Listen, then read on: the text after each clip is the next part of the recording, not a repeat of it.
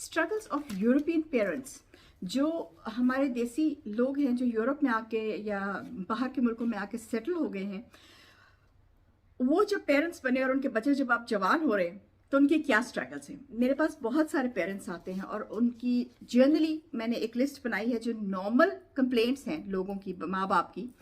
वो जो होती हैं वो यही होती है कि बच्चे नाफरमानी करते हैं, बच्चे आप जो है वो आपके आगे बोलते हैं। लेकिन जब मैंने अपने यानी कि ईस्टर्न कंट्रीज़ में, पाकिस्तान और नेबरिंग कंट्रीज़ में भी जब मैंने वहाँ के लोगों से बात की तो उन्होंने कहा कि उनकी भी यही प्रॉब्लम है। बच्चे आजकल के आगे से जवाब देते हैं, सवाल करते हैं और सवाल का जवाब पेरेंट्स को नहीं आ रहा होता, तो यहाँ पे प्रॉब्लम आ जाती है। अस्सलाम वालेकुम जर्मन परदेसी विद सोसाइटी टॉक्स। अब मैं सबसे पहले आती हूँ, लेट्स जस्ट एनालाइज सिचुएशन को एनालाइज करने से पहले पॉइंट्स एनालाइज कर लेते हैं। सबसे पहली प्रॉब्लम हमारे पेरेंट्स की क्या है, हमारी जनरेशन जो आके यहाँ पे सेट हुई है, जिनके अब बच्चे जवान हो रहे हैं, उनकी दे नॉट एजुकेटेड, ठीक है। और अगर एजुकेटेड हैं भी तो उनका माइंडसेट जो है वो अभी तक 1850 में है, ठीक है, या जिस साल में वो आए थे उनका उसी साल में रह गया कि ऐसे है। पुराने कस्टम्स जो उनके वहाँ जो पाकिस्तान में छोड़ आए थे, या जो पाकिस्तान में उस जमाने के 1960s के या पता नहीं कब के वो जो के भी आए हुए हैं, तब के जो कस्टम्स थे वो अभी तक उसी के लिहाज से चलते हैं। उनका यही ख्याल है कि जी ऐसे ही चलना चाहिए। उनको यहाँ की ज़ुबान नहीं आती। अब जो लंदन में रह रहे हैं वो भी, उनको भी सही से इंग्लिश नहीं आती।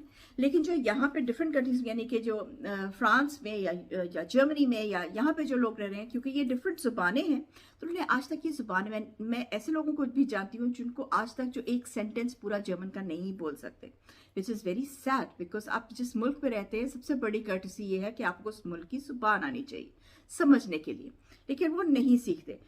या तो वो बहुत ज़्यादा स्ट्रिक्ट हैं पेरेंट्स, या बहुत ज़्यादा लीनियंट है। लीनियंट इन अ सेंस कि वो अपने घर की चार दीवारी में बंद है और उनको पता नहीं कि उनके बच्चे बाहर क्या कर रहे हैं। घर के अंदर वो बच्चों को नमाज पढ़ो, रोज़ा पढ़ो, सर पे दुपट्टा लो। बच्चे, मैंने बहुत सारी लड़कियां ऐसी देखी जो कि सर पे दुपट्टा लेके, हिजाब लेके घर से निकलती हैं और घर से निकलने के बाद उनको जब वो बुर्का उतारती हैं तो अंदर से कुछ और ही निकलता है। जो माएँ हैं उनको उनकी रिस्पेक्ट नहीं है। जो वालिद साहब हैं वो माँ की रिस्पेक्ट नहीं देते। घर में बच्चे देखते अपनी माँ को दिन रात बेइज्जती होते हुए, तो ऑटोमेटिकली उनकी जो एक रिस्पेक्ट है, सेंस ऑफ रिस्पेक्ट, वो माँ के लिए कम हो जाता है। जिस घर में माँ की इज्जत नहीं होती उस घर में किसी चीज़ की भी इज्जत नहीं होती, रेस्ट अश्योर्ड।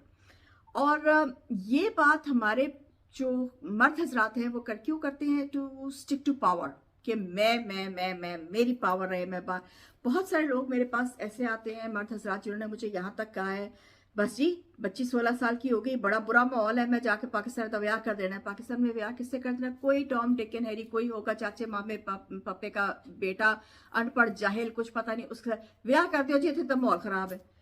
मतलब तुमसे पूछे कि तुम यहाँ पे आए क्यों थे? अगर यहाँ का पैसा पसंद है तो यहाँ का माहौल भी तो एक्सेप्ट करो। माहौल जो है, इसमें मैंने काफ़ी सारी वीडियोस बनाई हुई है। माहौल मैं छोटा सा आपको बता देती हूँ। आप अपना घर का माहौल खुद सेट कर सकते हैं, ठीक है। बाहर जो कुछ भी हो रहा है, बाहर बारिश होती है तो क्या आपके घर के अंदर भी बारिश होती है? नहीं होती ना, इसलिए क्योंकि छत है, खिड़कियां बंद है। अगर खिड़की खोल देंगे तो हो सकता है थोड़ी बहुत बारिश अंदर आ जाए, लेकिन अगर आप खिड़की को बंद रखेंगे तो बाहर की बारिश बाहर ही रहेगी और अंदर का माहौल आपका सही, आपको सुकून में आप रहेंगे। यही तरीका है। अगर आप खुद पढ़े लिखे होंगे, आपको खुद अपना रिलीजन आता होगा, चाहे वो फिर कौन सा। मेरे पास पिछले दिनों एक औरत आई जो कि हिंदू मजहब से ताल्लुक रखती थी। उनको जब मुझे अपनी प्रॉब्लम बता रही थी तो मैंने उनसे कहा, मैंने कहा क्या आप अपने मजहब की बुक्स पढ़ी हैं? तो उन्होंने कहा कि नहीं। तो मैंने कहा आप किस चीज़ पे बिलीव करते हैं? शी सेड पता नहीं, गीता उनकी बुक है शायद, उस पर। तो आई सेड क्या आप पढ़ी है वो बुक? तो शी सेड कि नहीं, मैंने तो आज तक वो बुक नहीं मैं पढ़ी, बीच में थोड़ा थोड़ा सुना है, लोगों से थोड़ा पढ़ा है। तो आई सेड कि आप अपनी बेटी को किस तरह से अपने बेटे को तरबियत दे सकती हैं? पहले खुद तो पढ़िए अपना रिलीजन। तो शी वाज लाइक शॉक्ड कि तो आपने बड़ी अच्छी बात की।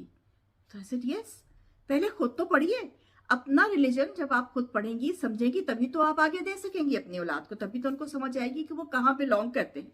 दिस इज वेरी इंपॉर्टेंट कि आप अपनी कल्चर, अपना कल्चर, अपना रिलीजन, अपनी एजुकेशन हम माँ बाप को खुद करनी है ताकि हम अपने बच्चों को एजुकेट कर सके, उनको बता सके कि हाँ ये जर्मनी है या ये फ्रांस है या इंग्लैंड है या जो भी मुल्क है, पोलैंड है, जो भी है, कि हम ये मुल्क है, ये इनकी तरबियत है, ये इनके असूल है, ये इनका कस्टम है, हम यहाँ से आए हैं, हमारा ये कस्टम है और इन दोनों को तराजू में रख लो, दोनों को रखो।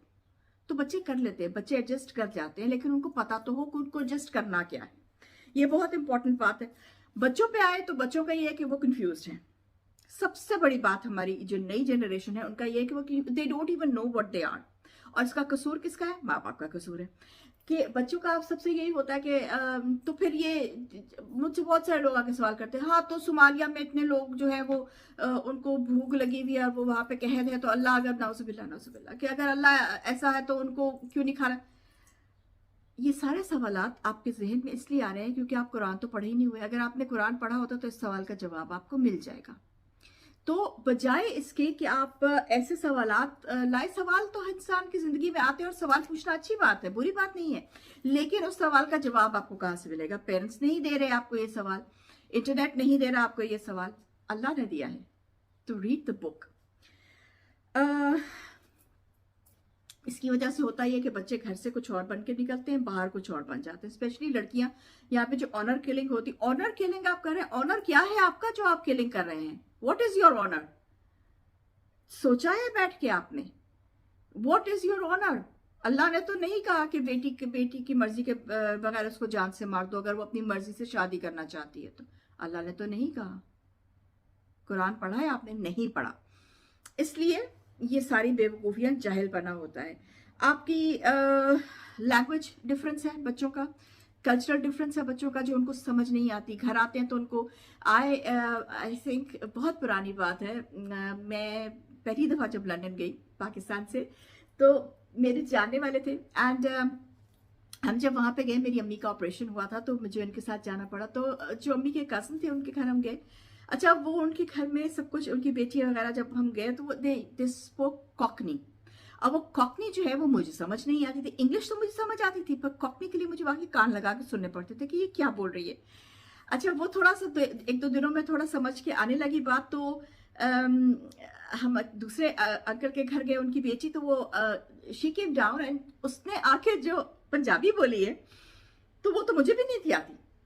वो इतनी को ठेठ पंजाबी थी कि वो मुझे भी नहीं आती थी। अब वो या बच्चे या ठेठ पंजाबी बोलते थे या कॉकनी बोलते थे और माँ बाप को कॉकनी आती नहीं है, ठीक है।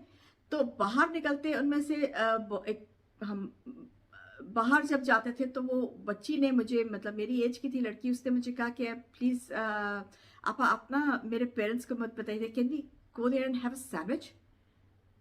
Yes, of course we can buy us a sandwich. इसमें माँ बाप को ना बताने की कौन सी बात है? नहीं, पापा डजंट लाइक जब हम बाहर खाना खाएं तो। लंदन में रह रहे हैं और आपका बच्चा एक शॉप से सैंडविच खरीद के नहीं खा सकता तो फिर वो छुप के करेगा ना। ये बात तो है ही, जब आप बच्चे को रोकेंगे तो वो छुप के करेगा। ये तो साइकोलॉजी, ये तो मतलब इसमें तो कोई बड़ी साइंस है ही नहीं, ये तो नॉर्मल बात है। क्या जब आप इंसान को किसी चीज से रोकते हैं तो वो जरूर अब फिर आप उस माहौल में रह रहे हैं और बच्चे को आप जाने नहीं दे रहे, तो ऑब्वियस सी बात है कि बच्चे जो है वो छुप के माँ बाप से झूठ बोल के वो बाहर निकल के ये बातें करते हैं। और इस सब कॉन्फ्लिक्ट का सबसे बड़ा जो रीजन है वो ये है कि जो हमारे पेरेंट्स हैं, यानी कि जो इस वक्त मेरी उम्र के जो लोग हैं या जो मुझसे पहले आए हैं, जो मुझसे बाद में आए हुए हैं, हम सब जो पेरेंट्स हैं यहाँ पे, हमारी ड्यूटी बनती है, हमारा फर्ज बनता है कि हम अपने बच्चों को जो है वो बैलेंस माहौल दें। और वो बैलेंस माहौल देने के लिए हमें पहले खुद अपने आप को बैलेंस करना है, हमें खुद अपने आप को एजुकेट करना है। मैंने खुद कुरान को सही तरह से, मैंने कुरान तर्जुमे के साथ मैट्रिक में पढ़ा हुआ था, सब कुछ था, लेकिन जब मेरे बच्चों ने मुझसे सवाल करने शुरू किए तो मैंने कुरान को खुद तफसीर से पढ़ा, कुरान को खुद समझा अपने बच्चों को जवाब देने के लिए। और ये चीज़ हम सबको करनी है। हमें ना ही सिर्फ कुरान पढ़ना है, हमें जनरल नॉलेज एजुकेशन करनी है अपनी। हमें अनपासन को क्या कहते हैं, अपने आप को अकोमोडेट करना है इस माहौल में, अपने रिलीजन को, अपनी वैल्यूज़ को लेके, ताकि हम अपना रिलीजन और अपनी values, no matter what your religion are and what your values are, वो अपने बच्चों में ट्रांसफर कर सके। आई होप कि मेरी ये बात किसी को समझ आई होगी। टिल देन, चिमन परदेसी, वेयर डिड इट